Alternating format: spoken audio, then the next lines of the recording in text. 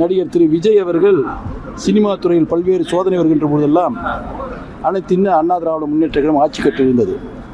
புரட்சித் தலைவி அம்மா அவர்கள் ஆட்சி பொறுப்பில் இருந்தபொழுது அவர்களுக்கு தொழில் ரீதியாக பிரச்சனை வருகின்ற பொழுது புரட்சித் தலைவி அம்மா அவர்களை இவரும் இவருடைய தந்தையும் நேரில் பார்ப்பார்கள். அவருடைய பிரச்சனைகளை தீர்த்து வைப்பார்கள். அடுத்தது அவர்கள் மகிழ்ச்சியாக செல்வார்கள். அதே போல்தான் எங்களுடைய பொதுச் செயலாளர் போற்றுதற்கு எடப்பாடி அவர்கள் முதலமைச்சராக இருந்த பொழுது அவர் தொழில் ரீதியாக பிரச்சனை வந்தபோது நேரடியாக சந்தித்தார். சந்தித்ததுடன் அவருக்கு தேவையான உதவிகளை செய்து அவர் மன நிம்மதியாக அனுப்பி வைத்தார். ஆனால் இந்த 5 ஆண்டு காலத்தில் திரு விஜய் அவர்களுக்கு தொழில் ரீதியாக பல்வேறு தொல்லைகளை கொடுத்து கொண்டிருக்கிற தலைவர்களாக இருக்கிறார்கள். அதுவும் குறிப்பாக உதயநிதி ஸ்டாலின் அவர்கள் அந்த துறையிலே ஒரு தயாரிப்பாளராக விநியோகஸ்தராக இருக்கிற காரணத்தினால் இவருடைய திரைப்படங்கள் முழுவதுமே பெரும் சிரமத்திற்குள்ளானது. அதனால் பாதிக்கப்பட்ட காயப்பட்ட திரு விஜய் அவர்கள் நமக்கு உதவி செய்தவர்களை நன்றியோடு பார்த்து கொள்ள வேண்டும்.